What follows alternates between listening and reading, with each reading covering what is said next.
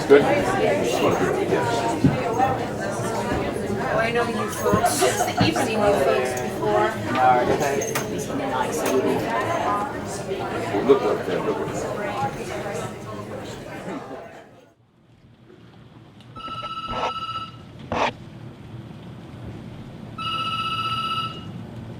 Good morning, Plutocracy Healthcare.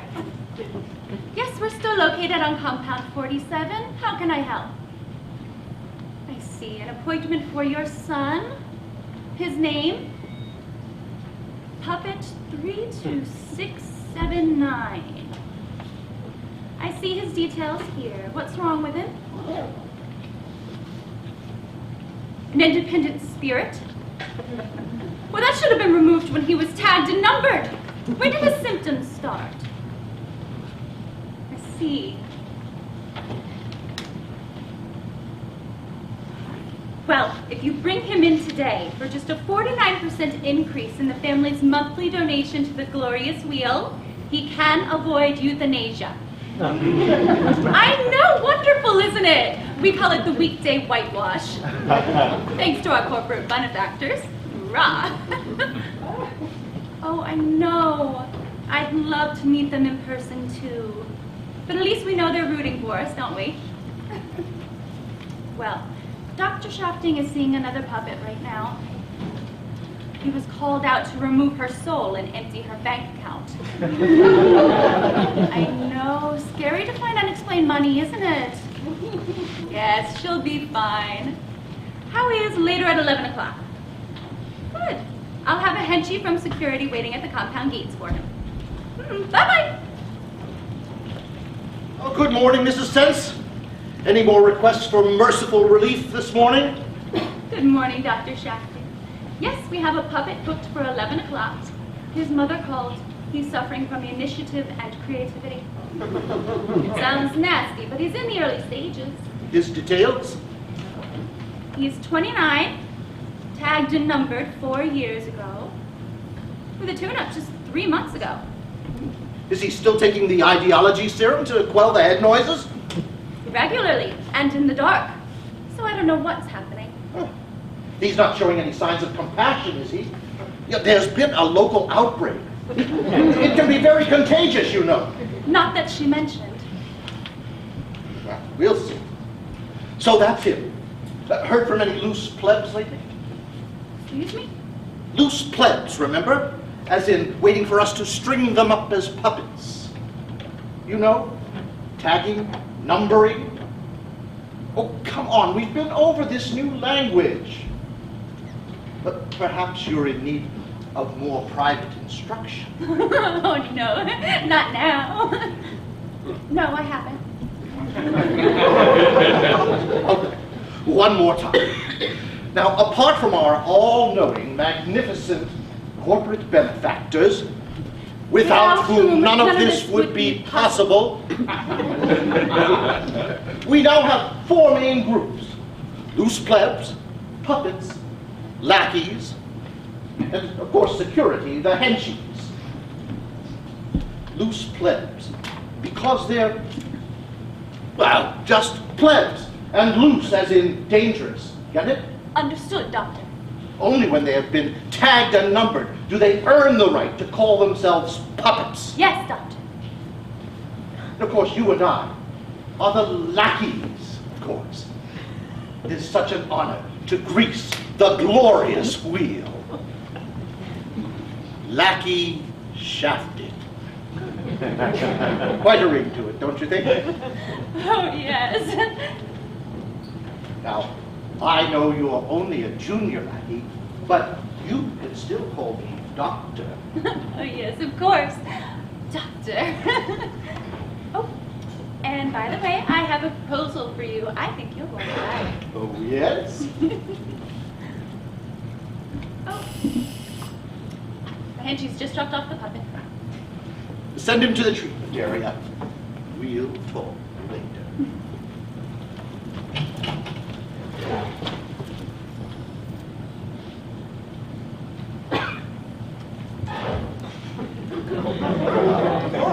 Puppet 32679. Yes. fill out this confession form before you see the doctor. You can read, I assume. Yes.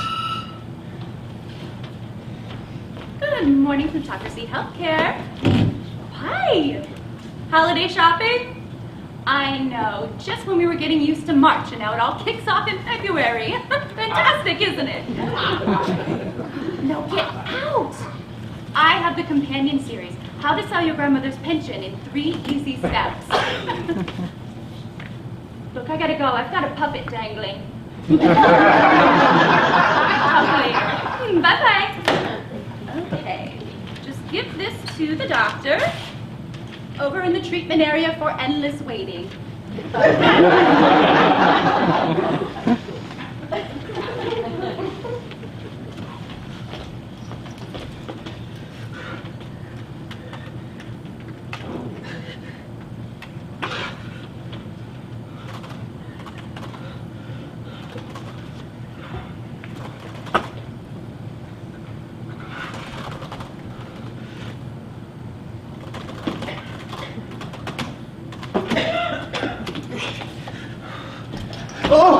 Hello, Doctor. I didn't expect you to be so... Yes, lackey. You may refer to me as lackey shafting.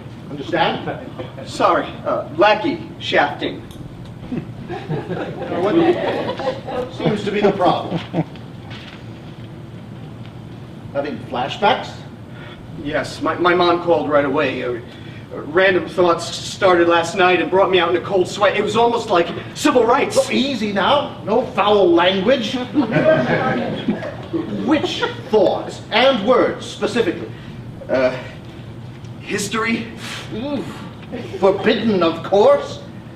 Carry on. Freedom of expression? Ugh, this could be worse than I thought. What else? Very little comes to mind. But that's not what I asked. Now, I would like you to think back to that last day of your old life. No, there's nothing. It's just a permanent fog of fear. Well, that's promising at least. Now, I'd like to run a polygraph, just like last time. It's a simple word association test. I say a word, but now I'd like you to give me the first question that comes to mind. Well, it's kind of like Jeopardy, only for keeps. Clear? Yes. Good morning, Plutocracy Healthcare. Yes, we merged with medical fleecing. I see. I'll pass it on to him along with everything else. Okay. First word, water. Thirsty. No, that's not a question. You didn't ask me one. No, you're to give me one in response to my statement, remember? Oh, yeah. For example, I say blouse. You say, what size is your chest? Yes. Sorry. Good. Water. How much does it cost? Yeah, good start. Voting. Where's your ID? Immigration. Can we build a bigger wall? Excellent. Education. Can I have another loan? Spot on. Climate change. What change? Bahamas. Drugs. Why are drug companies so generous? Splendid. Defense. Is that all it costs? Excellent. Thanks. Can I bend over? Perfect. Lobbyists. Why aren't there more of them? And the last one, democracy. Do you believe in dinosaurs? Bingo. It's amazing. What you improve with each one. Now, do you still take instruction? Yes. Calm as a puppet. Now, of course, I'm required to submit a report.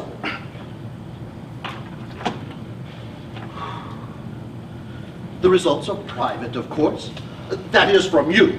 We share them only with the corporate benefactors. But, you know, I think you can be cured. I'm prescribing 8 hours a day of fixed news for 3 years. No weekends off. And come back and see. Looking forward to it. Now, irrelevant, of course. Check out at the front desk. Thank you, lackey shafting.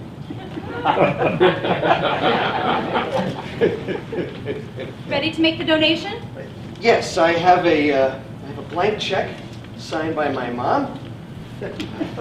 Who do I make the check payable to? Let's make it out to benefactors, governmental and industrial materialism protocol. Just shorten it to benefactors GIMP. On second thought, just leave the checkbook with me. The henchie's waiting outside. Oh, okay. Thanks. You do know how to get home.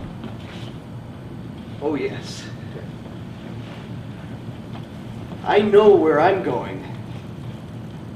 I have it all mapped out. Good. Feel better. Bye-bye.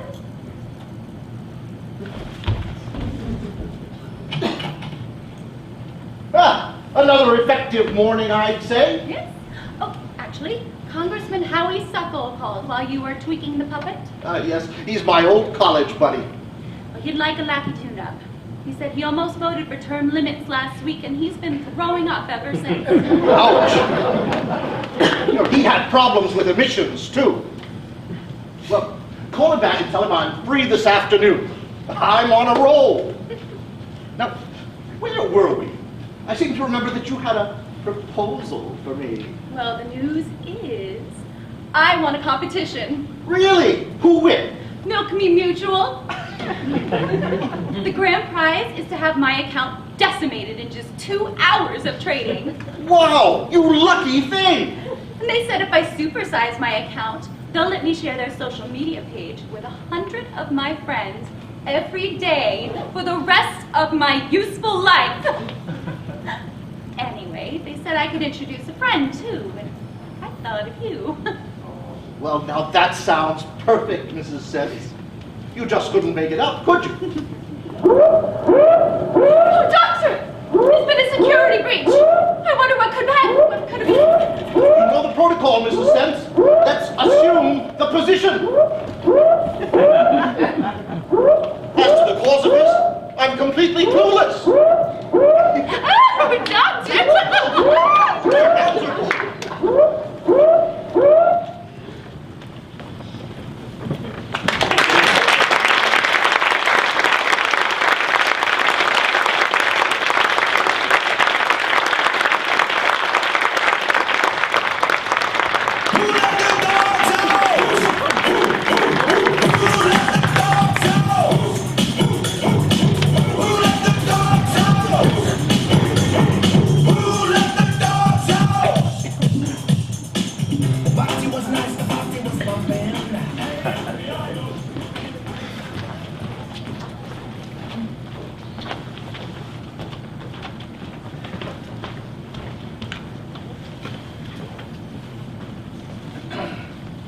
Well, it's about time.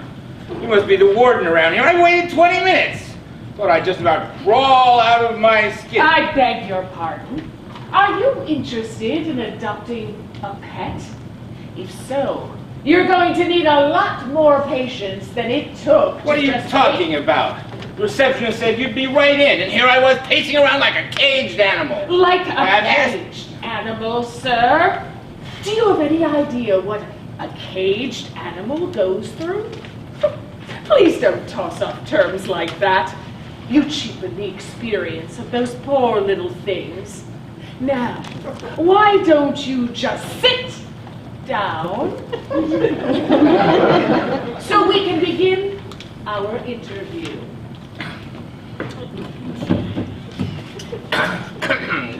Look, excuse my language, but I was just trying to... I mean, this isn't like I'm applying for welfare, you know. Welfare?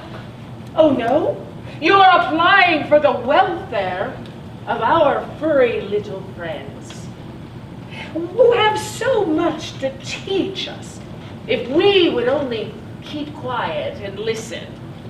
Which I wonder if you're capable of, given your current display. Now, what is this, grade school?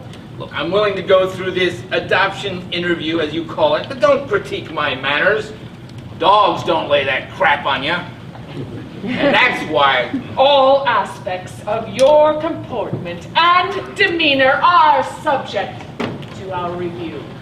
they have nothing to do with my ability to house a stray animal, and you know it. Look, mister, I'll tell you what I know. Over 80% of our applicants get rejected. You gotta be kidding me. Because right off the bat, they reveal themselves to be unsuitable. We're not looking, as you say, for housing, but good homes for our boarders.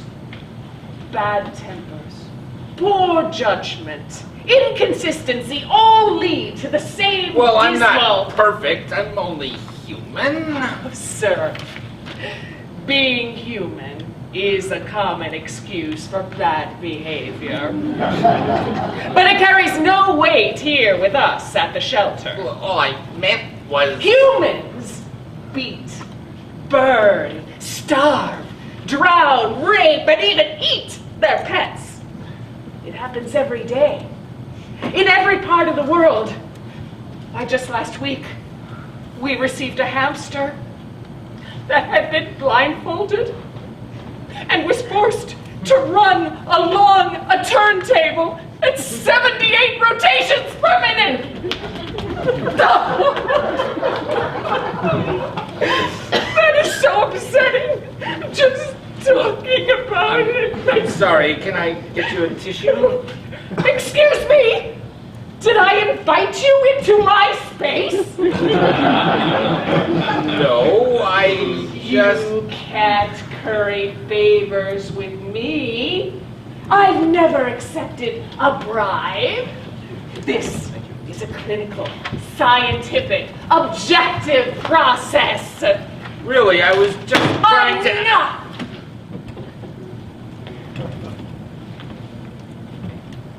On with the interview. You're very distracting, Mr. Montague. First off, have you ever owned a dog? Oh, sure, I've had lots of dogs.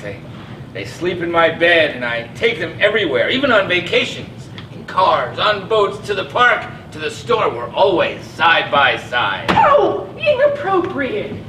How will they ever learn to respect you? Too much familiarity breeds contempt. But... And they need their own space, not in your bed, in your lap, or your sofa, except to visit. Or you'll confuse them. I can see, Mr. Montague, that you're really not ready for pet ownership. Look, my approach is a little more liberal. I'm not into the master-slave thing. What are you talking about? You need to be in charge. Do you eat out of the same bowl? Yeah? Groom yourself with the same brush. Works fine for me. Roll over together and scratch each other's bellies? Oh, this is outrageous. How can you? You must establish dominance. Look, Miss Pearson, with all undue respect, I can't have you telling me how to relate to They my... must know who the alpha is. Otherwise, they'll be spoiled. Spoiled? My dogs weren't spoiled. They always came on command. Even stayed on the property. They were the best trained animals in the neighborhood. Did they Whimper? Whenever you went away? I suppose. Slobber over you uncontrollably when you so much as set foot in the door. Maybe. Prostrate themselves before you like a condemned criminal begging for clemency. Well, yes, they missed me. And to tell you the truth, I knew it! I enjoyed it. Oh, I knew it! You fall into a special category of abusive pet owner called the fetishist. Fetishist? Wait a minute, you're not implying that I would... You use animals to control your emotional needs, meet them, exploit them for affectional purposes. This is suffocating and poses an unfair psychological burden. Sexual contact is just one step away. Light years away! Abusive behavior always escalates. Why? Just the other day, a parrot was brought in here with a sore throat. Its owner forced it to talk non-stop all day long. At first, it was just expected to recite Poe's The Raven. But the owner's lust for poetry just kept growing and growing until its heartbreak. Listen, lady. Listen. Lady, I'm smitten with one of your puppies, all right? The Australian Shepherd with the soulful blue eyes. What a love. And I'd never even think of... See, sir, don't you know that's an active breed? She needs a lot of space, tons of exercise. How many acres do you own? How much square footage? Well, actually, I rent, but my landlord's perfectly open to having... Oh, you rent, do you? And how do you know you won't suddenly be evicted and forced to give up your latest love of the month? Who'll then be out in the street, destitute, willing to do anything to survive? What a crazy crime. Frankly, sir, I don't think you have the security in your life to be taking on new responsibilities. God damn it! Who are you to decide that based on a smidgen of information and no understanding of me as a person? You judgmental, hypocritical, uptight... Manners, sir. Manners. Just because you're in a shelter doesn't mean you are free to act like a poorly trained feral mongrel with fleas and rabies. Well, that's just what I am, isn't it? And you love to muzzle me, wouldn't you? So what if it's cruelty to animals? You know what, Miss Pearson? I figured you out. You don't even like animals. Oh, how dare you say that? They are the cornerstone of my life, the center of my hopes and dreams. It is for the animals that I live, and I'd lay down my life for them. You keep them at arm's length. You lord it over them and deprive them of love from people like me. You are an abuser, that's what you are. An abuser! Why, that's the craziest thing I ever... You hold them hostage. You isolate them in cages, and you know what? I know your game. You don't fool me for a second. You don't really want to find them homes. You'd rather keep them all to yourself. Suffering, lonely, neglected. You scoundrel! I knew what kind of person you were the moment I laid eyes on you. You'd say anything, wouldn't you?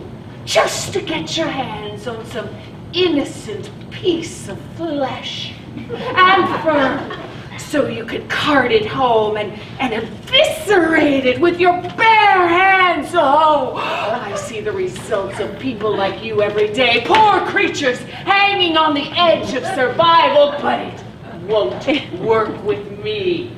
I can't be intimidated. Okay, you figured me out. I keep a dungeon in my basement, what looks like a bomb shelter reserved specifically for four-legged victims, and I get them all from animal rescue places like this. I knew it! I go to adoption interviews because I enjoy being dissected and disemboweled every which way, just to get my hands on a specimen I could easily pick up at any roadside pet shop. Because I'm not only a sadist, but an idiot too. Those puppy mills are butcheries. They should be boycotted and put out of business.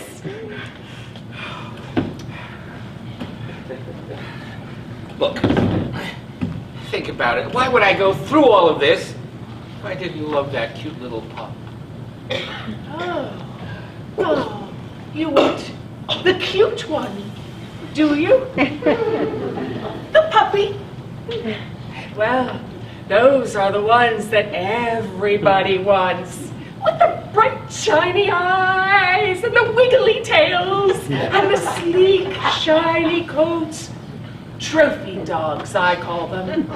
You wear them on a leash, so you can walk down the street and attract lots of attention from young girls. That's right. Oh, I picked it up at a shelter. You'll brag, as if you're a good Samaritan. But do you even cast a glance at the older, mangy, haggard ones? The ones with the big, sad, hungry eyes that beg for your attention. Oh no, they don't interest you. They're not pretty enough. Oh no, a person that really cared for dogs, whose motives were pure, would adopt the ones that need it the most. I swear to you, my they're honorable. It's just that sometimes there's a certain inexplicable chemistry, you know? And we have it. Can I prove it to you? Would you like to watch us play? Oh, you think I haven't watched you? Nothing here escapes unnoticed. That's a one-way mirror into the visiting area where the animals are kept. So, you were spying on us. Yes, I witnessed your little flirtation.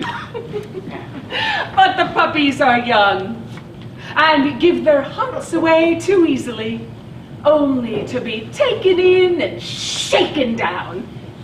And when the truth finally comes to light, it's too late. So they need me to protect them. Something tells me you've had a hard life, if you don't mind my saying. I've lived among the humans. Need I say more?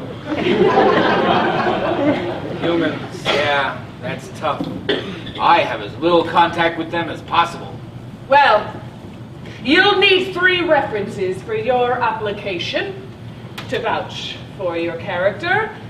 And because humans lie so much, we require 3 references for each reference. That's 12 references altogether. 12? I don't know that many people. I kind of keep to myself. I can't blame you, but that's our policy. Look, can't you let the animals be my references? Look, I have a proposition for you. Please! Look, I'll spend an entire day with every aging, flea-bitten, scruffy, jowly, homely mongrel in the place. Ditto for the cats. Then you can ask them how they feel about me. If you understand animals so well, Oh yes, I can read them like books. you'll know their opinion. I'm sure I'll get 12 good references. How peculiar. And of course, it does make sense. Unless you're planning to abuse them when my back is turned and the cameras are off. But then I'd lose the references. And how abandoned they'd feel if, after all that attention, they never saw you again. No, it's too cruel. I can't subject them to that. Why not? Animals abandon me all the time when they die. After a dozen years of bliss, I'm left alone to fester in the wretched stew of humanity. Yes, it's so unfair. Even the best and brightest of our species can't hold a candle to Man's best friend. and woman's greatest companion. When do you put it that way? Are you married? To a person, I mean. Well, you know how it is. Some are attracted to the same sex. Others are attracted to the opposite. I'm not attracted to my own species. I must tell you, male or female, it makes no difference. So that makes you... Heterospecific and single.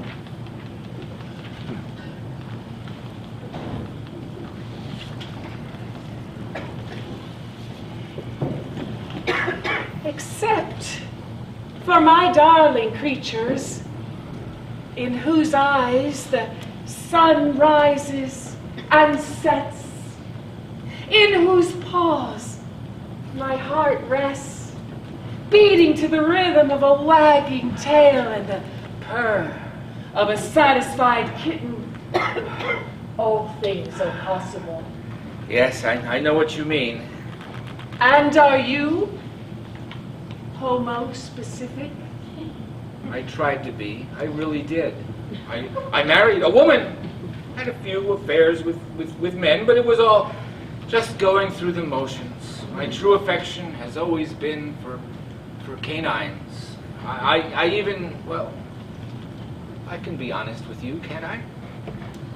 When I shed my inhibitions, sometimes I even pant and growl, drool a bit, and let out a little spontaneous yelp. I don't mean to, it's just something comes over me. Oh, it's nothing to be ashamed of. You're just trans-specifically identified. Oh, the growls and the panic didn't bother my wife so much, but the barking, well... I spent most nights in the spare room, curled up with our sweet little Irish setter. It was nothing romantic, just an attempt to find comfort in someone's paws. You understand, don't you? Indeed I do. And what comfort it can be. So, did you ever come out of the closet? Thrown out of the closet is more like it.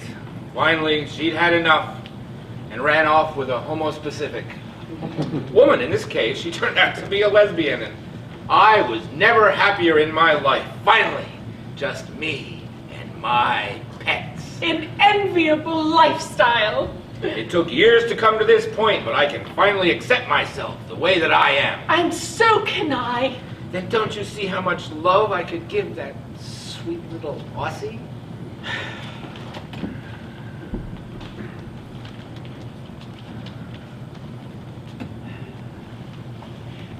Well, okay. Animal references will be acceptable in your case. And if they check out, there will be a probationary period. You'll report back here twice a week for 6 months and play with other animals. Thank you, thank you. And one more thing. What's that? You'll need to have her spayed, inoculated, and sent to a good obedience school, crate trained, professionally groomed, walk twice a day, and socialized. You do know what I mean by socialized, Mr. Montague? Comfortable around all types of people. Terrified! Ready to bolt for the door the minute a two-legged critter lays eyes on her. Sure, I can do that. After all, dogs take after their companions. Owners, Mr. Montague, owners. Got a name for her yet? Yes. Rapunzel. How cute. Well, why don't we go establish your references to the adult kennels? There's no time to lose. My elderly, blind cats and deaf, maimed dogs await your loving attention. There's a diabetic gerbil and an epileptic turtle. Oh, and a club-footed ferret. Understood, Miss Pearson. There you are, my lovely Rapunzel. It's gonna be okay, baby. I got your back. Are you coming, Mr. Montague? I'm springing you from the joint. You're gonna be fine.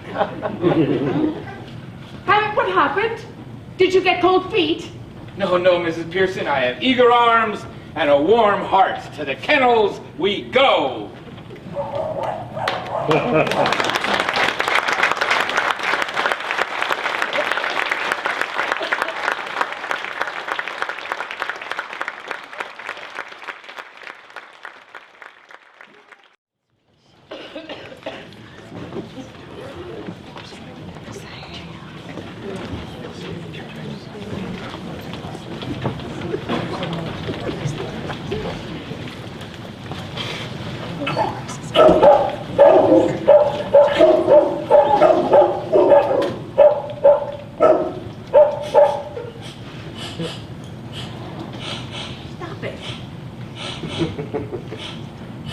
Stop it.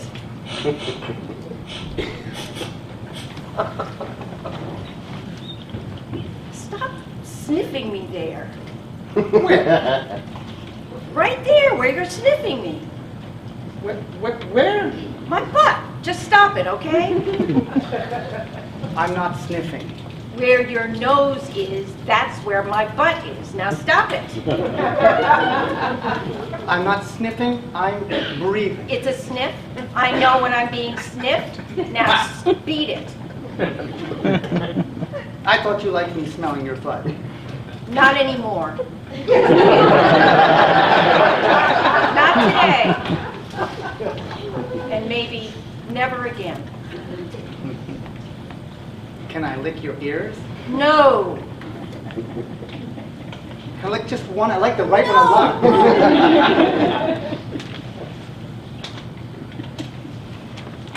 Can I bite your neck? No. Can I pee on your pee? Pee on my pee. Yeah, pee on your pee. I'll stand way over here. All right. Just as long as you keep it away from me. No inaccurate spraying. No inadvertent sprinkles. All right, go ahead, be my guest. Pee away.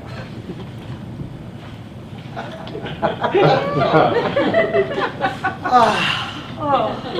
That felt great. Thanks. Now can I smell your butt? No. Boy, you are testy today. I'm not testy, you idiot. I'm sad. Very sad.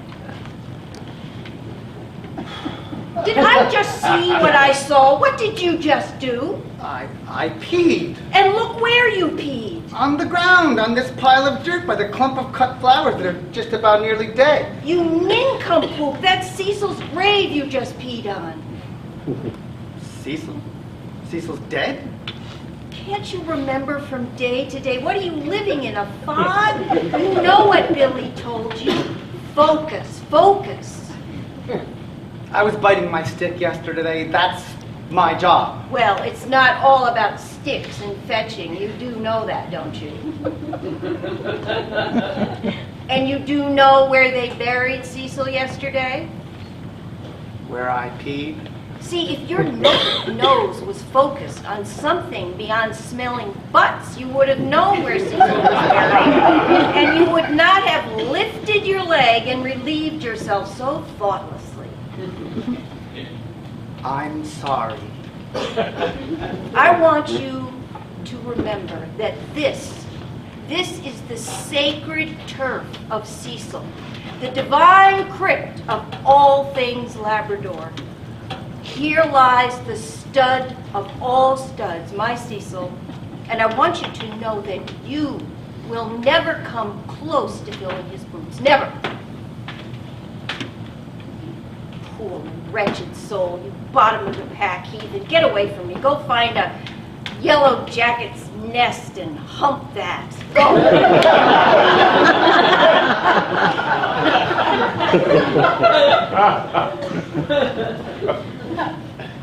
Can we at least talk? You are such an idiot.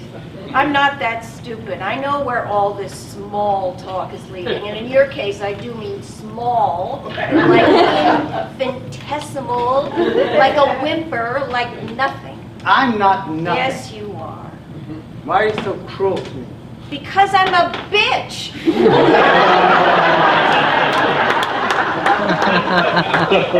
I know you're a bitch. I know that much.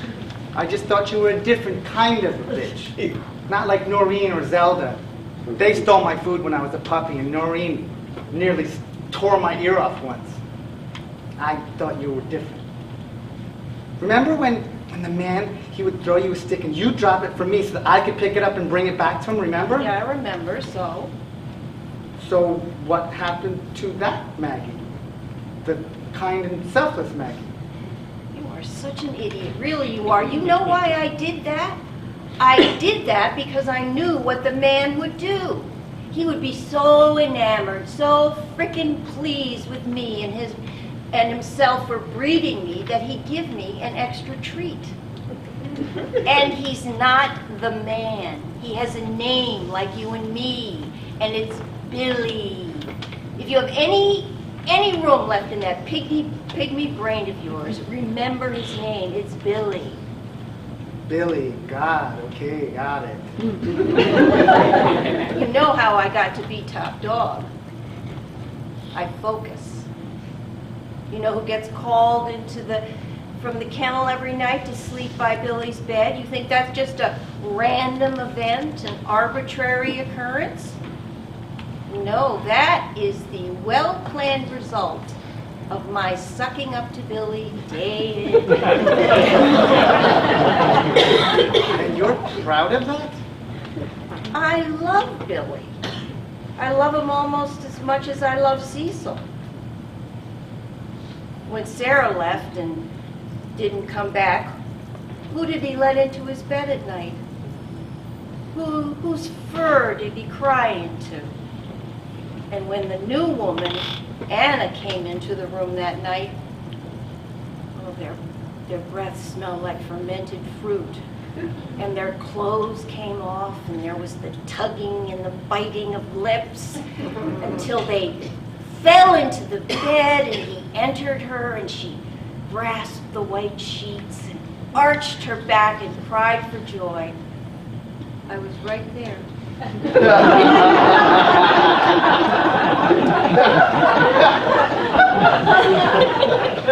It wasn't until later that Anna reached down and petted me as if it were understood that she would share him with me. And I didn't mind sharing, really, I didn't. I didn't mind her being there because I had my Cecil. I always had Cecil. But not today. No. I wish you didn't pee on his grave.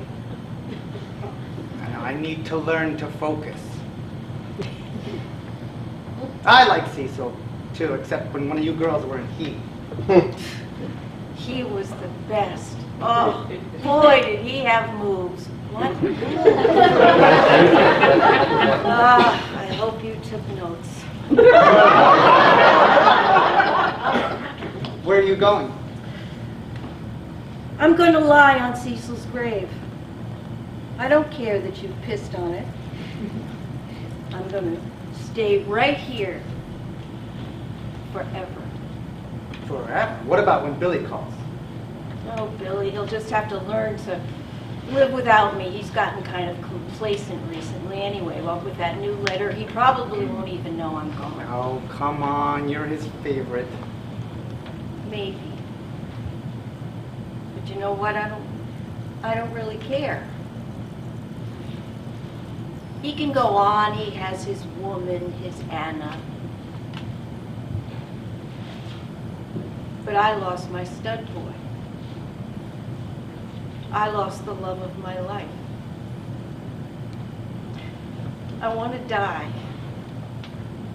I want to go into the soil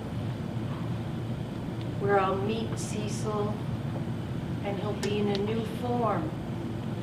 And he'll grab my hand and he'll wink and he'll say that he knew we'd meet again like this, in this perfect place, in these perfect bodies. And then we'll make love, and I'll be his woman in a bed with white sheets.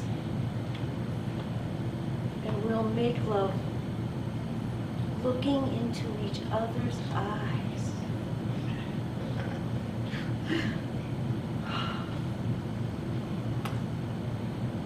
Go now. I want to be by myself.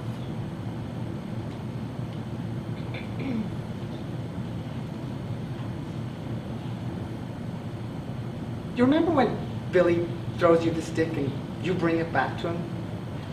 Go away. Remember what he always says when you have the stick in your mouth? Go away. Let it go! Let it go!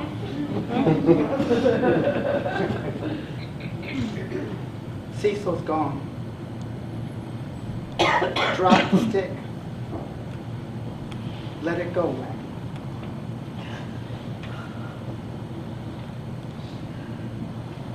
Damn. How old are you anyway? 9 months. What the hell is that in dog years? Don't tell me. I wish you hadn't peed on his grave. I know. Respect your elders, especially the dead ones. I'll remember that.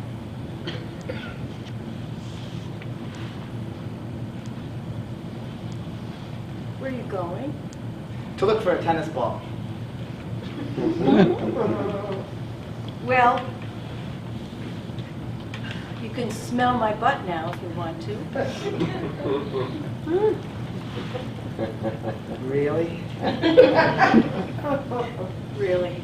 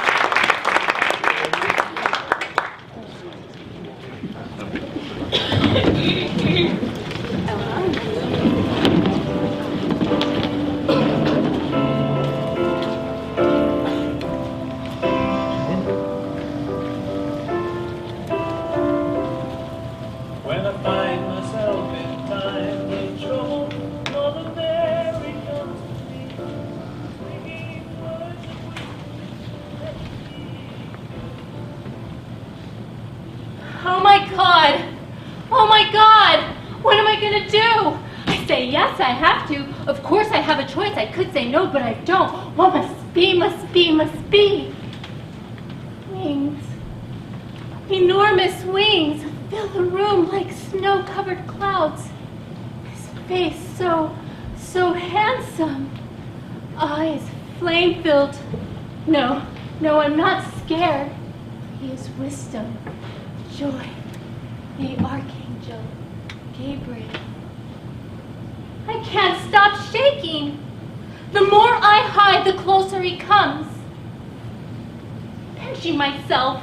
I am 14 years old. I don't have a fever. I'm not delirious. I'm not dreaming. You call me a lady. Oh, lady full of grace.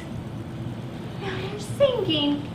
Gloria, I'm going to be the mother of Christ. All generations shall call me blessed. Me, Miriam Bat Yogan, a no one, a nobody. Mother of God? Possible. I've never been with a man. You explain. I understand. I accept. My soul magnifies the Lord.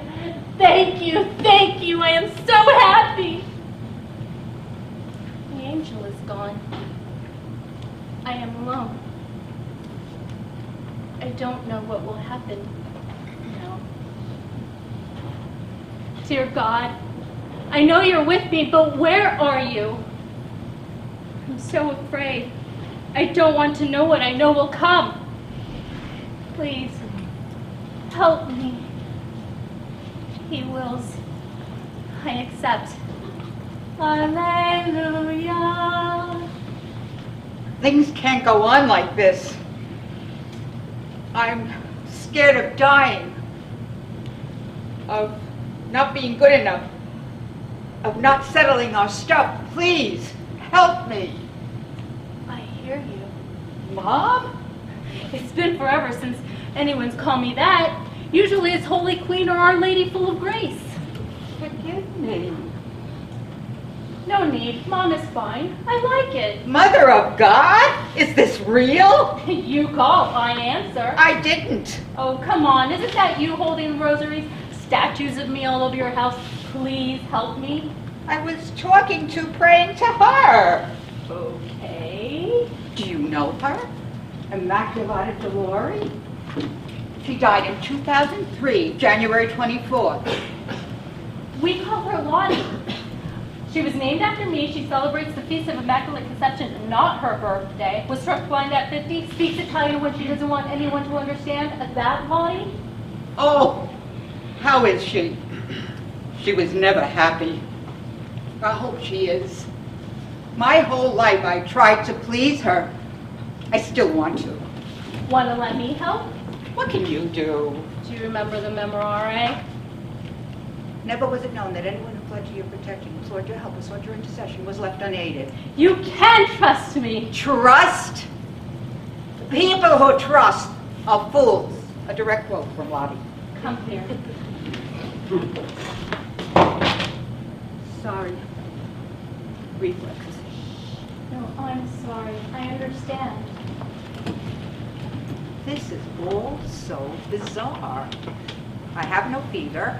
I'm not delirious. I'm not dreaming. And you know what else happened this morning?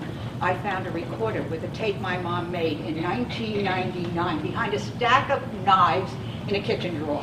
And you suppose she was desperately trying to reach you? In all the years she's gone, she's never come to me once, not even in a dream. She talks to my daughter all the time, sends directions. Use my real name in the next play you write. Don't go to Tuckahoe, North Carolina. I thought finally, this is it.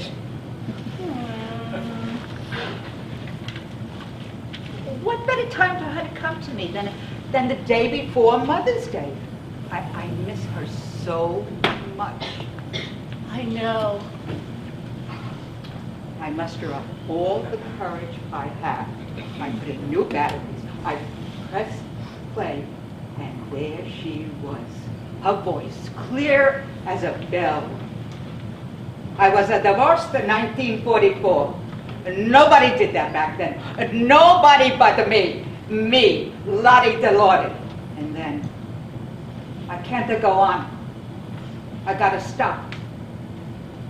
And she turned off the machine. No more Lottie. Bye, Mom. Oh, Caramia, I'm so sorry. Maybe I should just give up. I used to know everything. Now I know. I know nothing. Socrates says that is the beginning of wisdom. Oh, please. Oh, excuse me, it's my door. What am I going to do? Fred is on the floor screaming. I didn't finish my homework. I'm going to do push-ups till I die. Let me speak to him. Let me speak to him. Let me speak to him. You sure, Oma?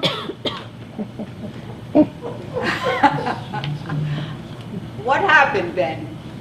What happened? Everything is going to be all right. I promise. I love you. get up now and go to school. You sure, Oma? You know Derek Jeter? Same thing happened to him when he was your age. Would I lie? Derek Jeter, for real, Oma? Yes. And can you keep a secret? Of course, you know me, Oma. Well, the same thing happened to me and to Grandpa all the time. And shh, even to your mother, only once. And I'm sure it happened to your teacher, too. It's going to be okay, I promise. Really? Yes. Okay, Mom, hurry or I'll miss the bus. Bye, Oma. Thanks, Mom. Bye, sweethearts. This is turning into quite a morning for you. Yes. Where were we? Oh, Socrates. It was certain. Greek philosophers are not on my mind. You know, I make jokes about you. Oh, so what? All kids make fun. Think of all those paintings of me with blue eyes and blonde hair. You know, my son was the inspiration behind all those masterpieces. He thinks they're hysterical. Patient, kind, loving, and a sense of humor. But you are so anti-feminist, so submissive. No offense. None taken, but that's Meshuggah. I couldn't walk in daylight without neighbors catcalling whore, rebel, crazy. Even those who believed in me and left me warned, you're too full of chutzpah. Really?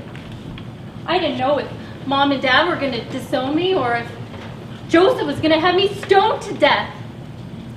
Submissive? No. Terrified? Yeah. So, I should trust you.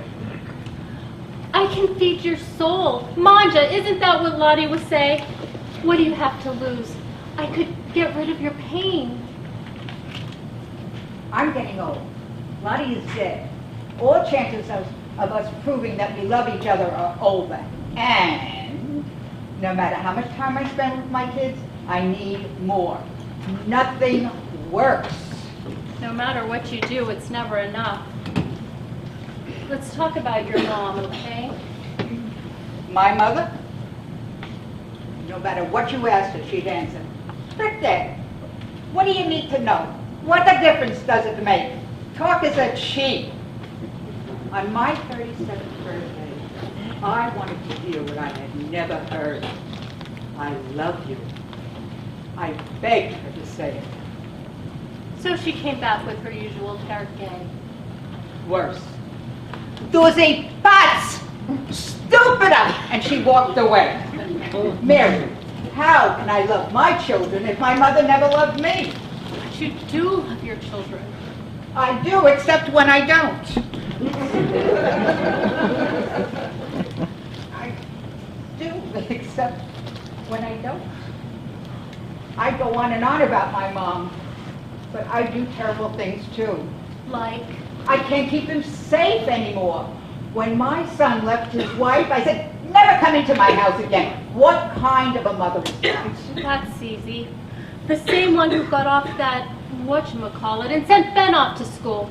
The same one whose kids don't hesitate to call her when they're in trouble. The same mother whose kids yell at her and know that she'll always be there. That one. I make too many mistakes. Mistakes? Are you kidding me? Jesus was always shushing me. When they nailed him to that cross, I wanted to scream, "Have you gone insane? Get down here this instant!" From that cross, he makes me, the mother of mankind. You think I wanted that day? I thought, I can't even take care of him. I almost ran away. Why didn't you? He was doing what he must. I knew what I didn't want to. I wept. I prayed. I remembered my, "Oh, let it be." I was his mother. Had to be there. Will it get better? Sometimes. Is there anything I can do? Really listen. Repeat what is said. What if they're dead wrong?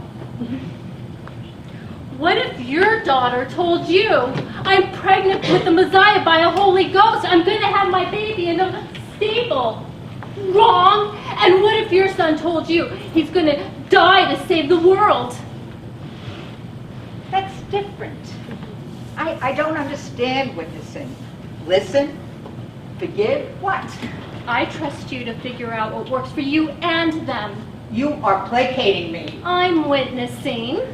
So I should forget that my children never want to see me? Never? I worry. I worry that they'll do the same thing to me that I did to Lottie. Too many times my answer to her, Kiara, Kiara, I need you, don't go away, was my silent, I couldn't stand her agony, her dementia. Just die already! Die! She prayed for that too. Oh my God. She knew her job was long over. But maybe you can learn from her.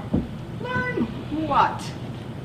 What would she do if she were right here, right now? Raise an eyebrow, wave her hand, and say, Goa, stop the guilt, the tripa, the suffering. Also boring. If you want to punish yourself, forgive yourself. Forgiveness can be overrated, but forgiveness is the best revenge ever. How did you do that? That's exactly what she said. Well, I have to tell you, I don't agree with her take on things, but she's right. Let go. Forgive yourself. And please, please be kind to Kiara. I guess they don't call you the mother of compassion for nothing. Thank you. What? Does my mother love me? God loves you. I love you. I'm so afraid. All I have is questions, no answers. I need help. You I need to pray. are. He will. I will. Hallelujah. Oh, Kiara. Happy Mother's Day.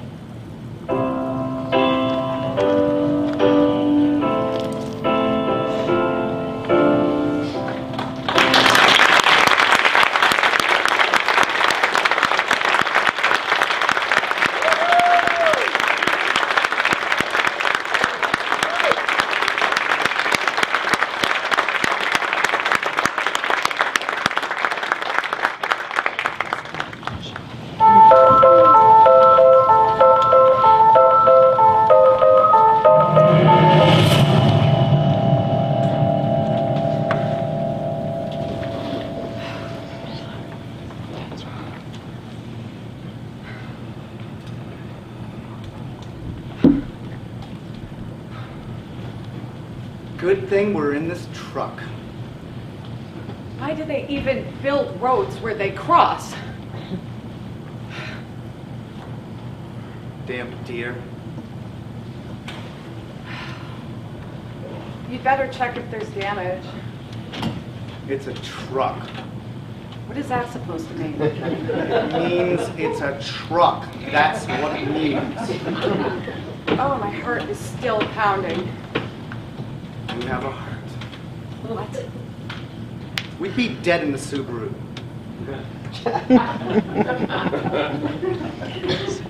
You got what you wanted. You got the truck. The Subaru would have been fine. You'd be dead. You'd be dead right now if it weren't for this truck. You don't know. I know. I wanted the truck for safety. I thought about safety. You thought about your kayak. You thought about being all happy and warm and fuzzy inside. The big smile, driving around, seeing people you want to see. You won. You got the truck. You didn't want the truck. Sure made good use of it, though. A lot of room in here. Stretch out, lay down. Guess it can be kind of comfortable. why are we sitting here? It would make sense to go and check. I'm waiting a minute. Okay. Sitting on the side of the road for no reason, waiting. It would make sense to go and check if there's damage, and if everything's okay, we could just go home. I mean, that makes sense to me anyway. Brian, you should really check if there's damage. I'm seeing it. Did you hit your head or something? I'm seeing the damage. I wish you would just tell me what you're trying to say. I play by the rules. That's what I do. I follow the rules. And what rule are you following? State law, you hit a deer, you can't leave until a trooper comes. Well, is the deer dead? You didn't even check. I don't have to. I feel it. And it feels dead. Fuck you, Brian. Fuck you, Tracy! Fucking in my truck! You're an asshole. That's all you're gonna say. You're an asshole. What do you want me to say? You can at least try to deny it. Feel bad. I asked you for a divorce last year. How many times? How many times did I ask you for a divorce? How many times in the truck? This is stupid. 5, 7, Don't you think this is stupid? 20, 25, 99, 100, 7. 101. 7. Yeah, 7. 7 times. Where? Can't we just go home? No. Where? I don't know. You know. Different places. Where? The beach parking lot. 7 times in the beach parking lot. In the day?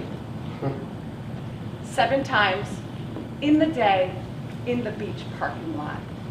What is the point to all these questions?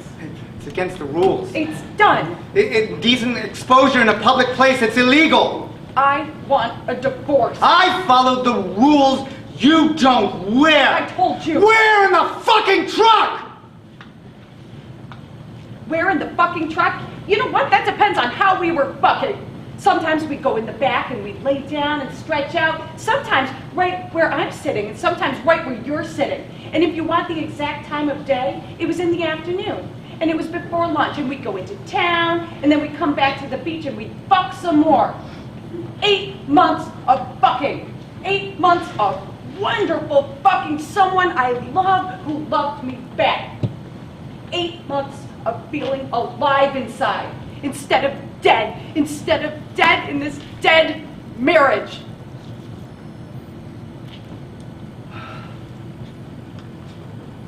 $8 months. 7 times. Those numbers, they don't fit together. How many times? It was more than 7. Never counted. I didn't keep a log. Then why 7? I told you 7 because I felt bad. But why did you pick the number 7? A random number. What, 1 fuck for every year of our marriage? A random number. Could have picked 6, 5, 105. Random number. Because 7 is my lucky number and you picked 7. Maybe it's not your lucky number anymore. Maybe you're gonna have a different lucky number. No. I'm sorry. It's been my lucky number since the 1st grade. I'll say I'm 7 times. I'm sorry. 7 times, okay, to balance it all out. I'm sorry. I'm sorry. I'm sorry. I'm sorry. I'm sorry. I'm sorry. I'm sorry. You destroyed it.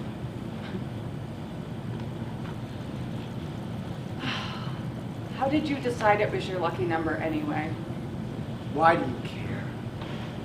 I want to know, just like you wanted to know and I answered your questions. I won a goldfish in 1st grade. I picked the number 7 and I won. A number that's been my lucky number for 30 years. You destroyed it. What happened to the goldfish? What? It's a question. You know what happened. I don't.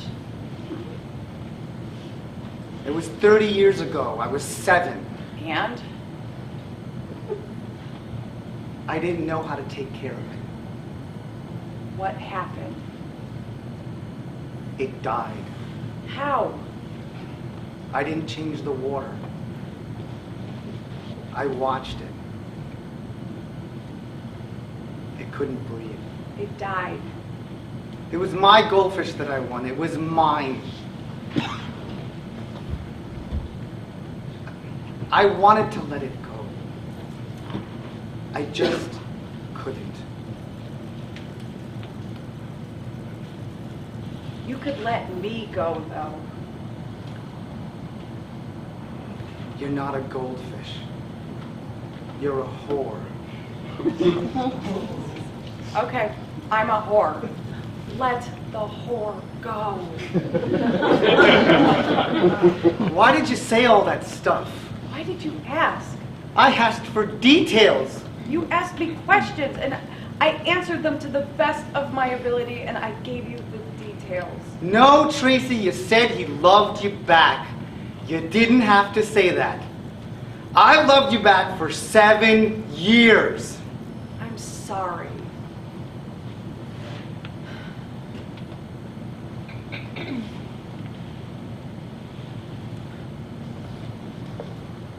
I'm sorry too.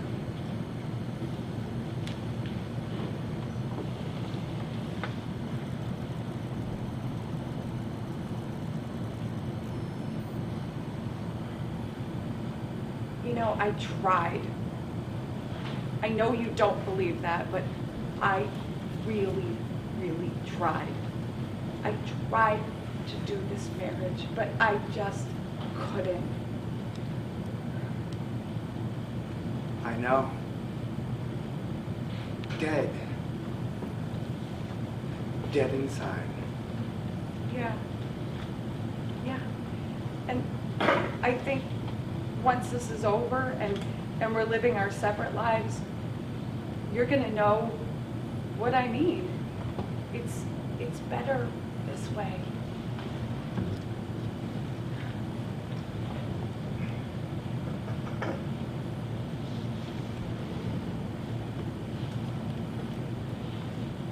I'm gonna go check. Give me my scarf. Be careful.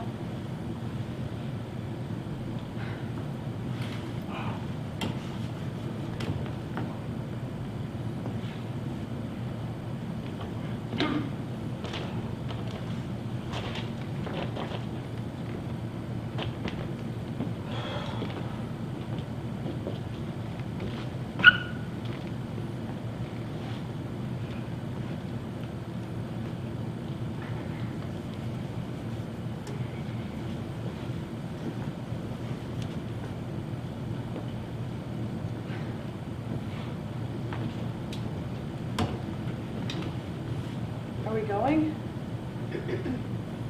No. Gonna wait for the trooper. Did you see the deer? Yeah. Dead. Totally dead. You were right about the truck. I'm glad we bought the truck. I think you were right. I think it was a lifesaver. You were right too. About? The end is gonna be the best for us. Yeah. Yeah.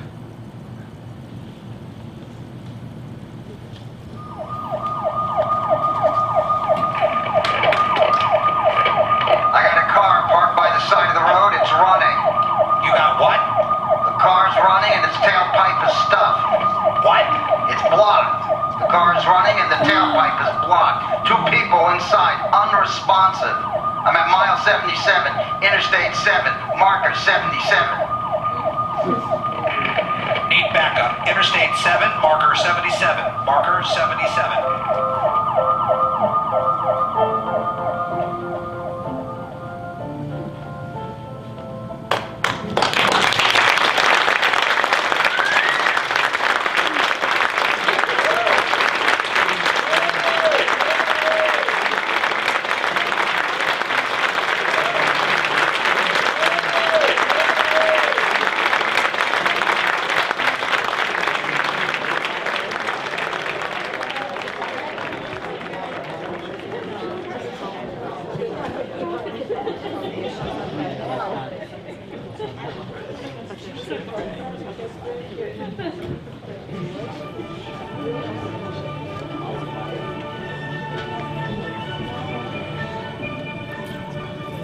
Come in.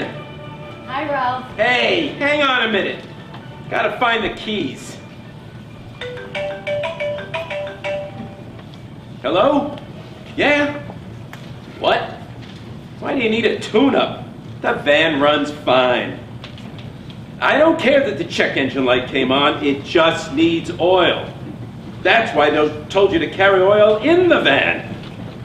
What? Are you fucking kidding me? I gotta come all the way down there, 45-minute drive to buy oil and drop it off to you? You can't swing $2 fucking bucks. I never seen anything so petty. I'm fucking hemorrhaging money here. I bought a third van last month thinking I'd be getting more people, then the fucking state went and changed their contracts because the fucking cab companies came in with lower rates and I'm screwed. I just dished out $5 grand so my wife can go away this weekend and now I'm broke. What? Ma, what do you want from me? Do you realize I got paid for transporting these fucking people last year? Yeah, I know I get 20 grand, but what am I fucking supposed to do? Like this is my fault? Yeah, fucking A, I'm upset and stop telling me to calm down. What did you expect? Why do you do this to me? Just told you. What? Good. Thank you. Yes. Just keep a few extras in the van. I'll see you later. Unfucking believable. Here. These are for the smaller van. You don't need the bigger one anymore, and this will save some gas. I gotta get going. I got things to do before I meet you and my mother. See you later. Okay, thanks, Ralph. See you later.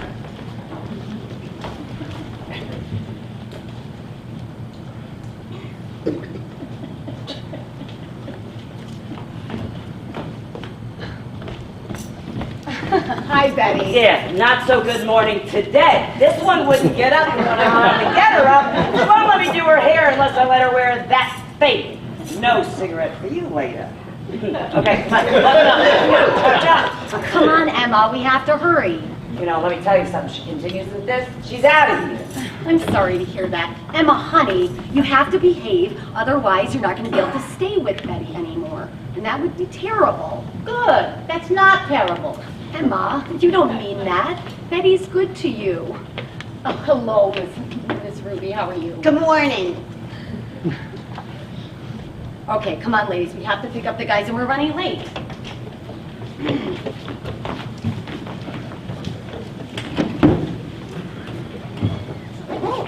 Do you think I can go home today? Yes, you always go home, Ruby. No, I don't mean back to Betty's. I mean back to my place in Poughkeepsie. I should be getting home soon, don't you think?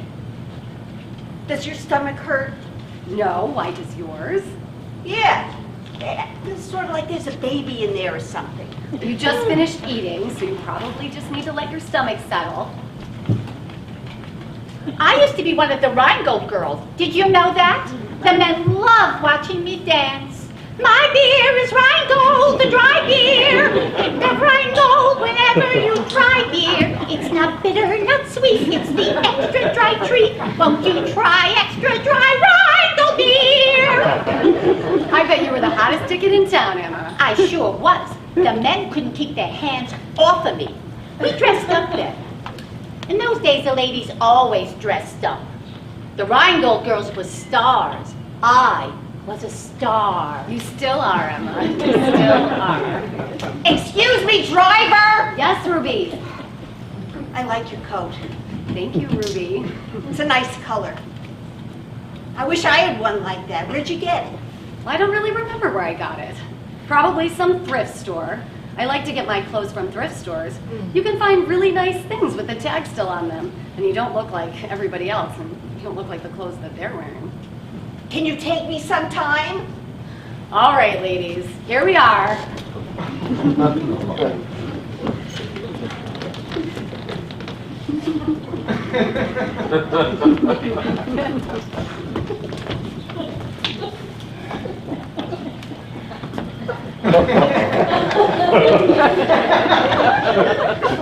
Good morning, gentlemen.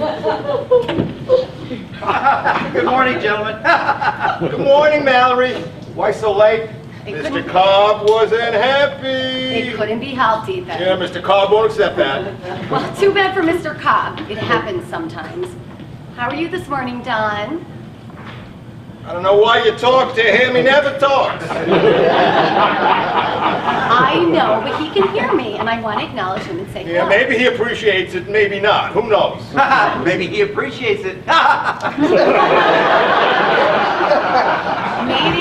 Maybe not, but it makes me feel good to say it.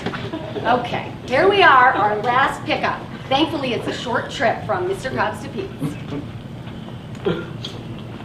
Hey, gorgeous. How are you today?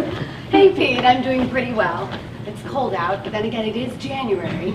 Yep, you should be used to it by now, and there's still another month left at least. When are you and I going to do lunch together? Lunch would be hard, since I usually go to the gym in between runs. Besides, I don't usually eat lunch. You don't eat lunch? You should. Men like women with meat on their bones. Don't you know that? Tell your boss to give you a raise so you can get a warmer coat. That thing doesn't look very warm. Good morning, Mallory. Good morning, Louie. A raise? What are you kidding me? Every day I wonder whether he's going to cut my pay or let me go. I hate it. Hi, Mallory. It's good to see you.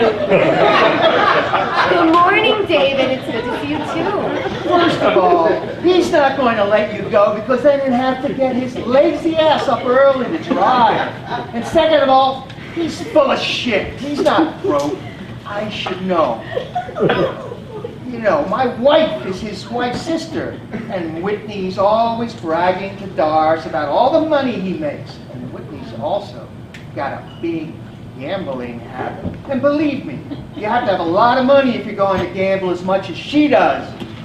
I know he's taken some hits lately, but believe me, he's still making a lot of money.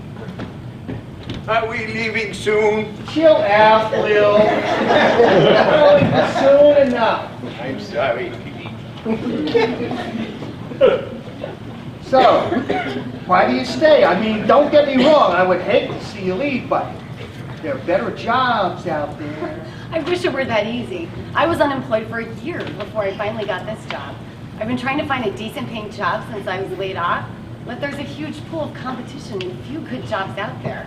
Believe me, I look every day. Wow, is it really that bad? Yes, but I also think times like these make people more creative because their survival depends on Yeah, it. that's a good attitude. Well, what do you want to do? Well, I've always wanted to be a writer. I love to write. But that's not what I focused on over the years. And it's a hard world to break into. When I was laid off, I tried to write for a few papers and magazines, but they either didn't respond or they only offered me between $25 and $50 a nice story. I can't live on that. You want to be a journalist? No.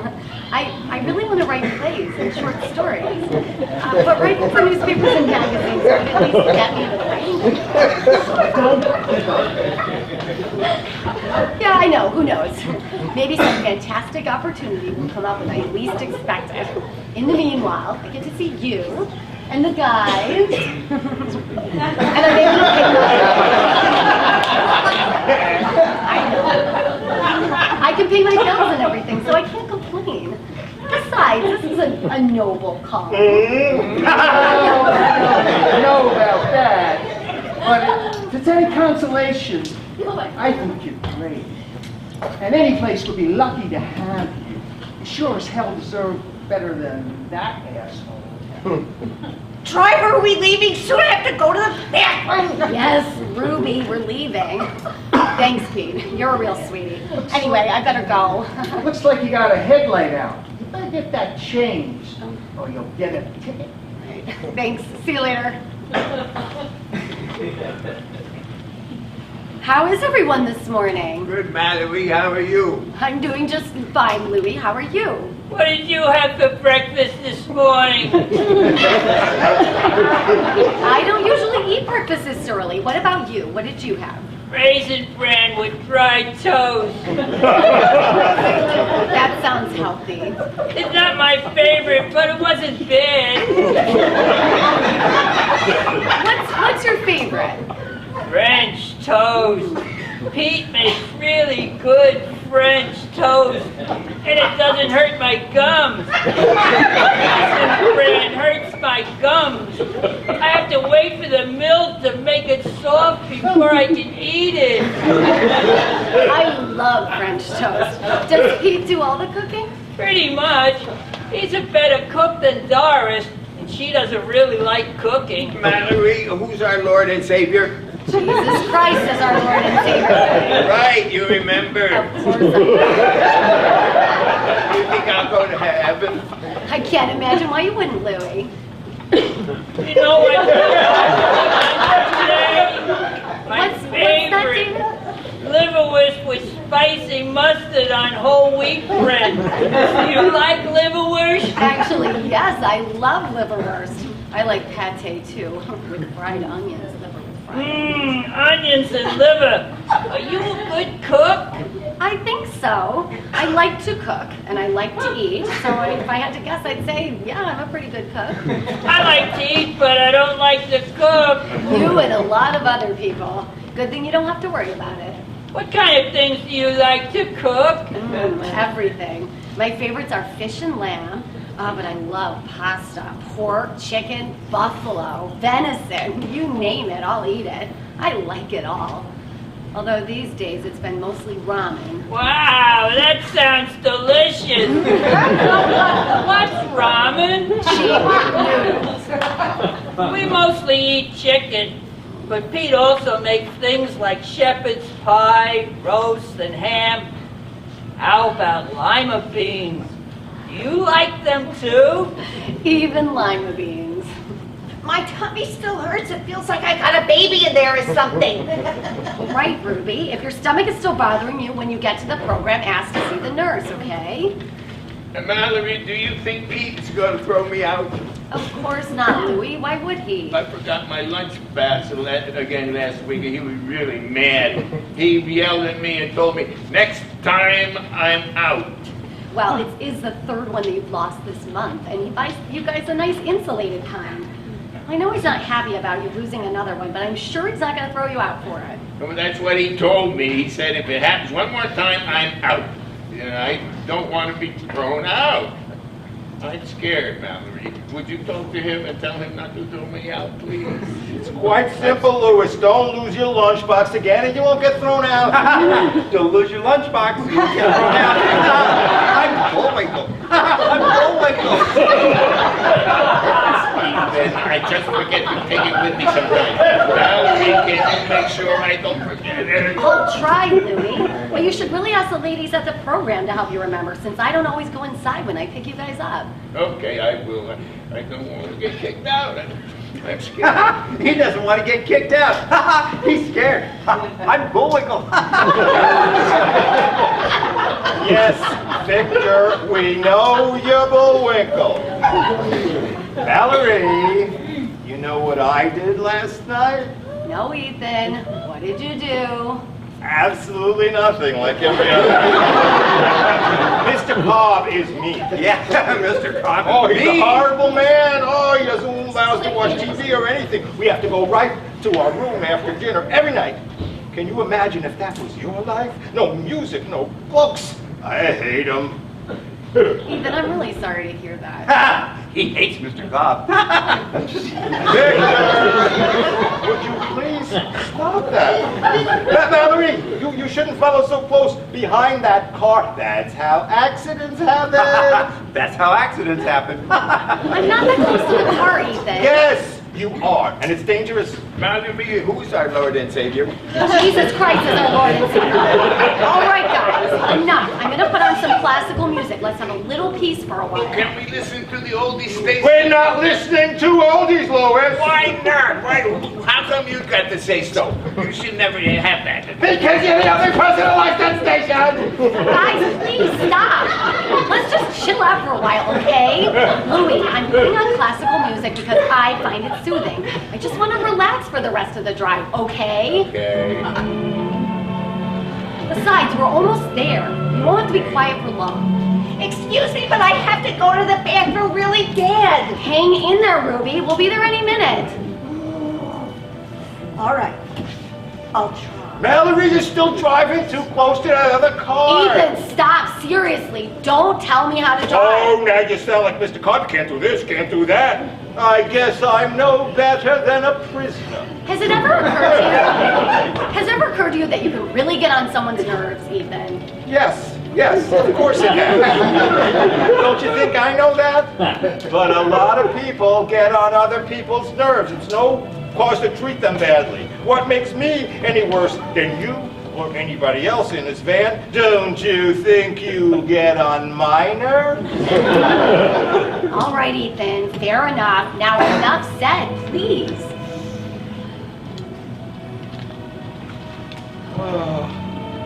Oh, do you know who this is playing on the radio? No, do you?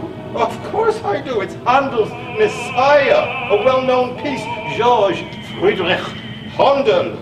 He was a German-born British Baroque composer. He's famous for his operas, oratorios, anthems, and organ concertos. Did you know that?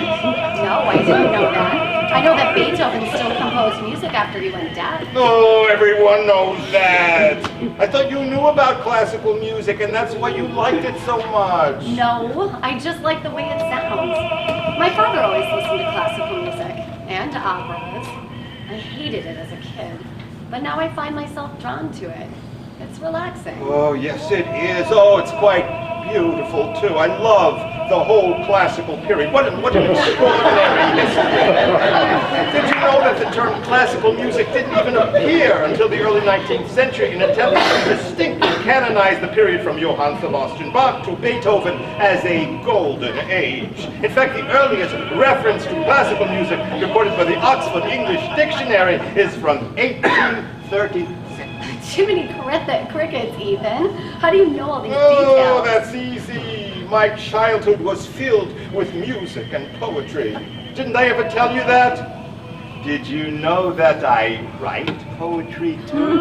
No, I didn't know that. Oh! That's really wonderful and impressive. Yes, it really is. My mother studied music. She played the oboe. Oh, she was quite good. She used to say, the oboe is an ill wind that nobody blows well. Whatever that means. Her mother, my grandmother, wrote poetry. She wrote about nature and landscapes. That's really I like to write about nature and landscapes myself. That's really interesting, Ethan. Okay, here we are. Let's go, everyone. Yes, my life was really interesting.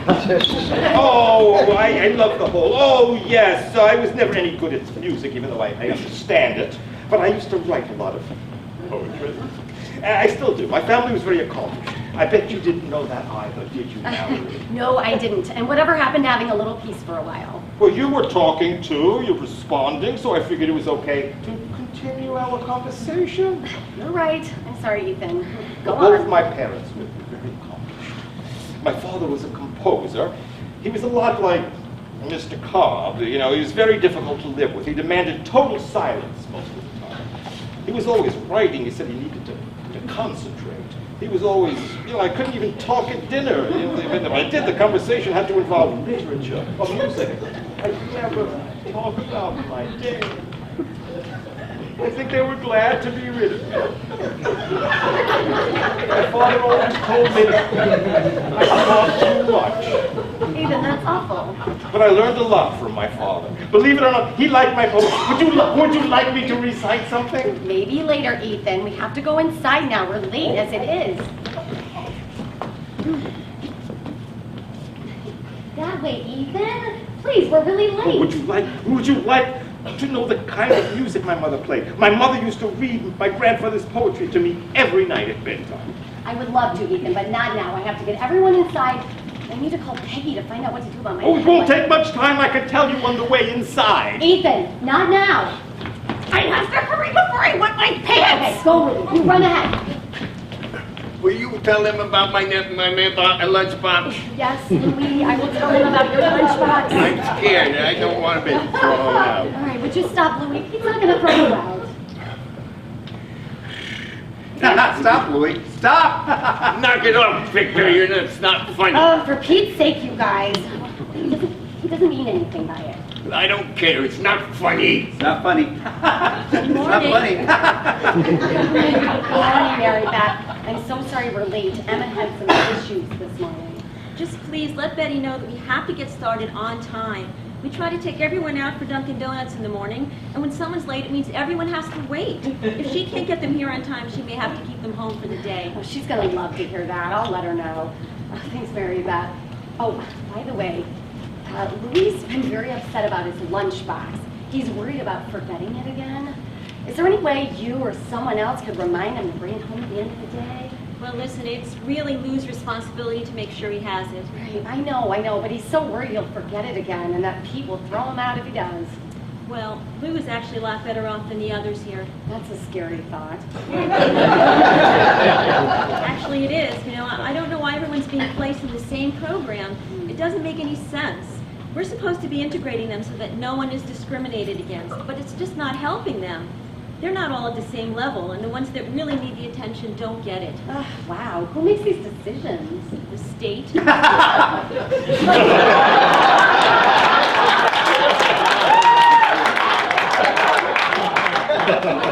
month, we have to work with clients on budgeting and financial record keeping, and we're not allowed to lock them inside anymore. You've got to be kidding me. How can any of them plan a budget? Can you imagine Victor focusing on anything? Seriously. Or what about Emma? If you can't lock her inside, at some point she's going to wander out and get lost or worse. I know. But this is what we're told we have to do. And poor Victor, we administer his medication every day after lunch, and the doses just keep increasing. He should really be in a home. The poor man can't even speak by the time he leaves here. Unbelievable. I have to go. I have a headlight out, and they have to take the van to the garage before I come back. I'll see you this afternoon. See you later.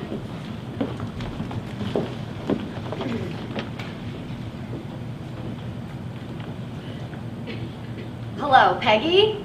It's Mallory. I've got a headlight out. Should I take it to Tom's? What? Yes, it's the van I just picked up. The inspection expires at the end of the month too, so it would probably make sense to do both if I'm going to bring the van in today. Well, I can't drive around with an expired inspection. I'll be the one to pay, and I can't afford to pay a ticket on your son's van. Well, that's not my problem. Wait, what? Yes, I know. I heard your conversation when I went there to pick up the other van. Oh, but how can he say he's broke when he just handed his wife $5 grand for the weekend? The weekend? Well, how did they do it? If Ralph's taken the hit he says he took, how does he justify $5,000 for the weekend if he can't even afford to pay for the oil or for an inspection? I know, give me a break. Well, he can't be broke. And I'm not paying for his business expenses, Peggy. Yeah, well, if Ralph cuts my pay, I'm leaving. And he can drive the van. Anyway, I have to go. I'll see you later. Bye.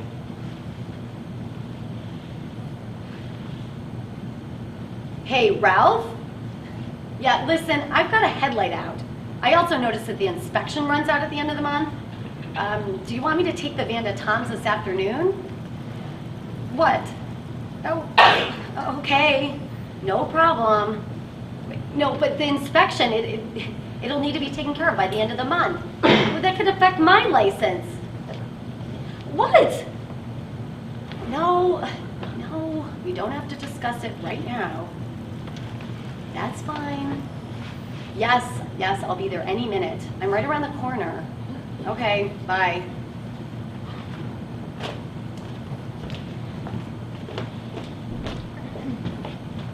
Hey, Ralph. Where's Peggy? Is she coming? Yeah, here she is. Oh, hey, Peggy. Late again. I already ordered the usual for you guys. I got mine to go. So how was everything this morning? fine, although Betty is having problems with Emma. She says she doesn't know if she's going to keep her. Emma's been wandering out at night, and apparently she hit Betty's husband in the head with an umbrella in the middle of the night last week. Needless to say, they're not happy. Oh man, don't fucking tell me that. If I lose anyone else, I don't know how I'm gonna stay in business. As it is, I'm getting half of what I got last year this time. I don't think anything's gonna happen right away. I just think Emma's having some problems. Oh, they'll probably put her in a special program until they work out the meds so she can stay with Betty. Believe me, the state doesn't want the responsibility. In case you haven't noticed, they're closing institutions, and I don't think Betty can afford her mortgage without Ruby and Emma. Can you bring separate checks? Mine is the burger, chicken fingers, and french fries. My mother has the turkey club, and she's got the burger with Cajun fries. Sure, no problem. I fucking hope you're right. Anyway, I'm gonna pay my check, and then I gotta go. I gotta get Sean to his doctor's appointment by 1:30.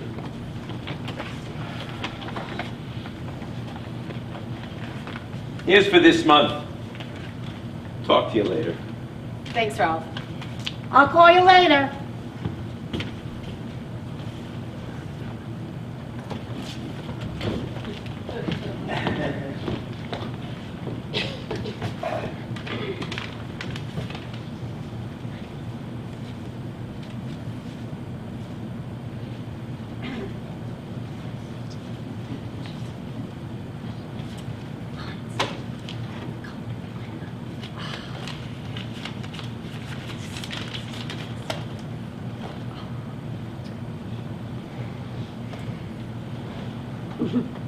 Hey sis, it's me. Listen, Ralph just paid me and he shortchanged me $100. I have a feeling he knows it, but he's probably banking on me not saying anything. What do you think I should do? Oh, I know, but I hate dealing with him over money. No, I know I should say something, but I need this job. I just feel so stuck right now, like my life's never gonna change. It's so depressing sometimes. Yes, of course I'm searching all options. Oh, you have no idea how hard it is. You have a husband who earns enough money so that you don't have to worry about work. That's not my situation. No, I'm it. I'm the only one.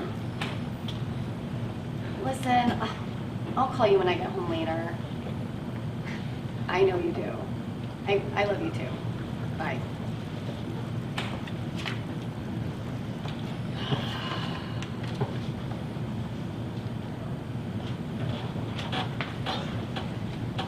Hello, Ralph? It's Mallory. Listen, I just counted the money you gave me and it's short by $100. No, I know. Believe me, I appreciate that you pay me under the table and that you pay me so well. No, but Ralph, as much as I'm appreciative, it's not the easiest job in the world. Well, it's hard to have a 4-hour waiting period in the middle of the day because you can't really do anything else. No, I know. I'm just saying, well, listen, my pay was short by $100. Do you want to add it to next month's pay, or do you want to give it to me later today? I can meet you after my run. It's up to you. Okay. Okay, next month's fine. Thanks, Ralph. Jackass. My beer is Rheingold, the dry beer. Think of Rheingold whenever you try beer. It's not bitter, not sweet, it's the extra dry treat. Won't you try extra dry Rheingold beer? Hello, Mallory. How was your day? Good, David, just fine. And how was yours? Very good. We had an ice cream social today. That sounds really nice, David. Look, I got my lunchbox. Good job, Louie. Now you can stop asking me about Pete. Thank you. Maybe now he won't throw me out. Do you think he'll let me stay, Mallory?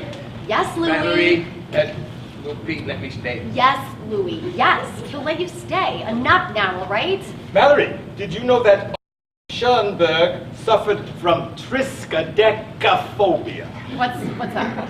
It's fear of the number 13. And guess what? He died on Friday, July 13th. Wow, really? Yes, he's very superstitious. Some say his superstitious nature may have caused his death. That seems unlikely. How do you know what's likely and what's not? I'm just saying. What are you saying? Ethan! He was also a painter of extreme ability and talent. His pictures were considered good enough to exhibit alongside those of Franz Bock, Wassily Kandinsky, as fellow members of the Expressionist Blue Rider group. I bet you didn't know that either, did you? No, I didn't. And you know what else, Mallory? Ethan, can you please just give it a rest for a while? Am I bothering you? I didn't say that. Then why can't I talk? Ethan, why can't you just stop talking for a while? You never let anyone else talk. You drive everyone nuts. What business do you have in this conversation, David? And what do you mean I don't let anyone talk? Louis talks all the time. You should just mind your own business, David. Nobody was talking to you.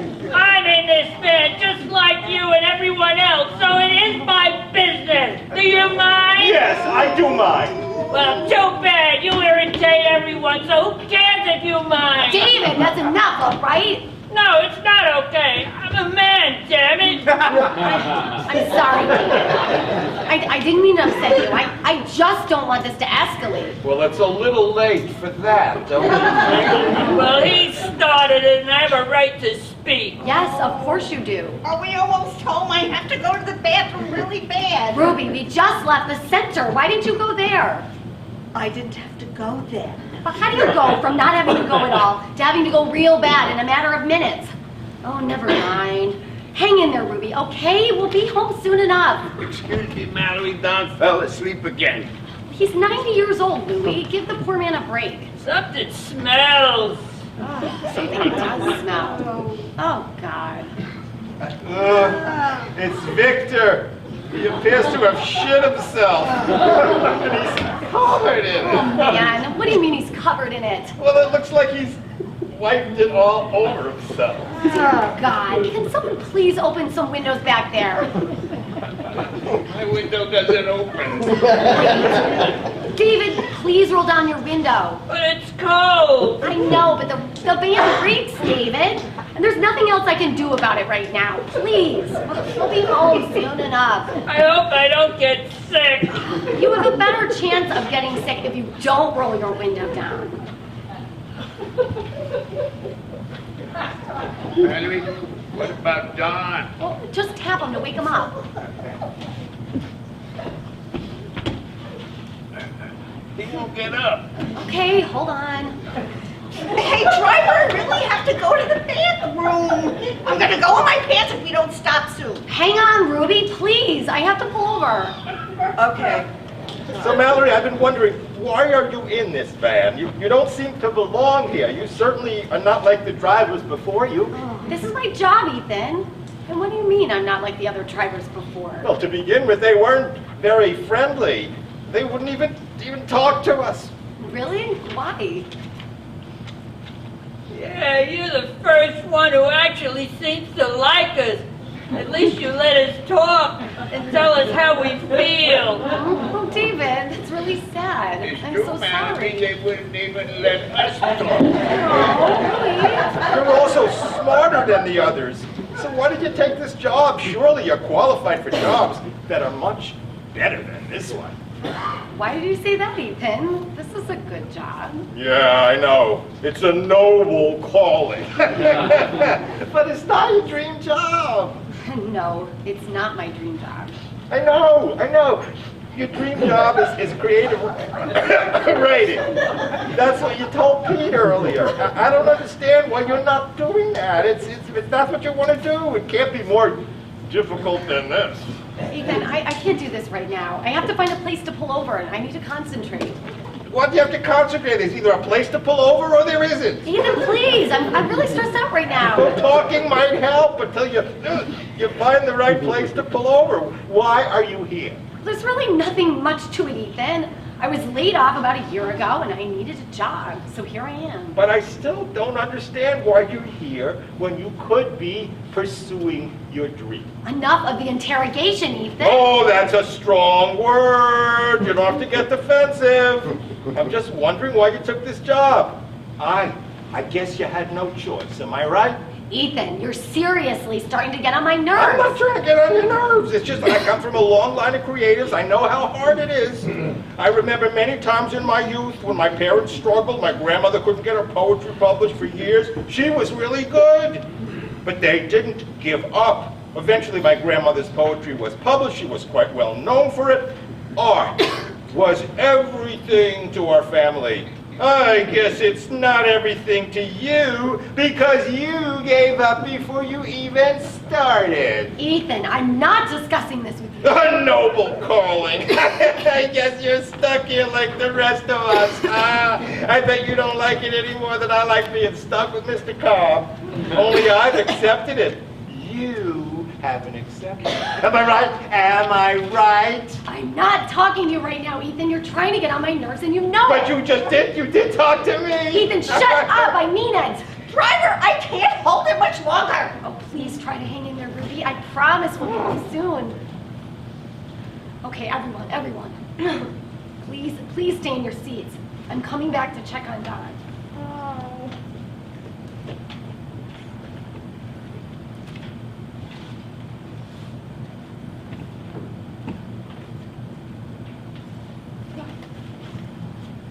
What's wrong? Is he all right? Oh, dear God.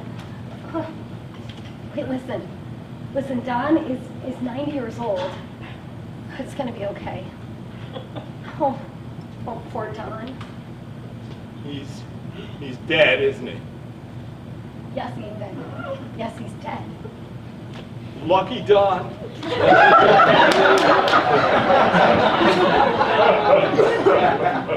Ethan, that's a terrible thing to say. Listen, we're gonna take him back to Mr. Cobb's. Please, everyone, just sit still and be quiet for a minute. Hello, Mr. Cobb? Don just died in the van. What? No, I can't take him back to the home. Yes, I know they have doctors there, but so he's dead, and he lives with you. He's your responsibility. Well, what? 911? Listen, Victor defecated, and he's covered in it. Yeah, defecated! Defecated! Yes, he shit his pants. What am I supposed to do? Waiting for someone to show up in an ambulance? Well, I'm only about a mile from you, and I have to get back. What? I can't wait for someone to show up. Mr. Cobb, please listen. Well, I'm gonna need your help to get Don out of the van. Hello? Mr. Cobb? Oh, son of a bitch. I'm not a bit surprised at Mr. Cobb's reaction. I'm telling you, he's an awful man. What about Victor? He keeps putting his hands in his pants. It smells back here. It smells everywhere, Louie. Victor, please keep your hands out of your pants. Do you understand? Please, we're gonna be home in a minute, Louie. There's nothing I can do right now. There's nothing else I can do. Hello, Ralph? No, I didn't just take the van in. You told me not to. No, listen. Don just died in the van, and Victor shit himself. It smells really bad in here, and I feel like I'm gonna vomit. I can't talk right now. Wait, what? Yes, Don is dead. I have no idea, Ralph. I'm not a doctor. Well, I called Mr. Cobb, and what? Ralph, stop yelling! I said I have no idea. Oh, that's fine, Ralph. That's fine. Do whatever you've got to do. God damn it, I hate him. Mallory, do you want to hear the poem that I've been working on? Ethan, please, just enough already. It's a poem about winter landscapes. How deftly does the winter set, cold and empty. The earth heavy and wet, biting winds blow swiftly across the plains. Where to go? Where to stop hiding in darkness? Those heavy rains wash away moments long since past. New life, old life, day becomes night. Those barren plains indifferent, out of time, out of sight. That was beautiful, Ethan. Hey, Thank driver, driver, can we go home now? I have to go to the bedroom. Yes, Ruby. Yes. We can go home now.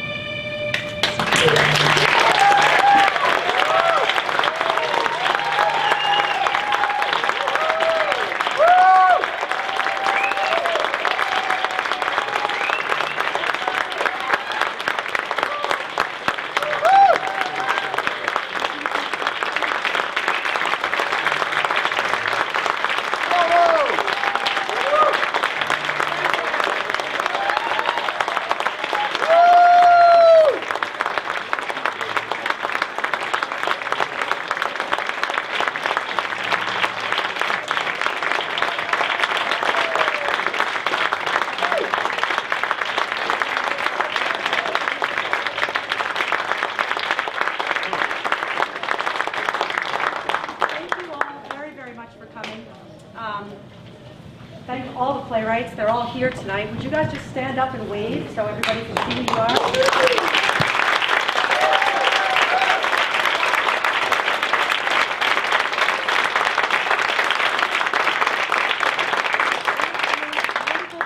Community theater is that it makes theater affordable for people, and it made it possible for all of us as new playwrights to have a venue for our work. So I would love it if on your way out you would either become a member of the center, maybe leave a small contribution or donation for them. That's what keeps us going, it's what keeps us alive, it's what makes it possible. They produce a lot of great shows here, they give a lot of great opportunities to people. And in fact, the producer starts on Thursday. It's a wonderful musical with a fantastic cast. So please come out and show your support. And thank you very much for coming. The woman with the beautiful hat on over here, come on out, Emma.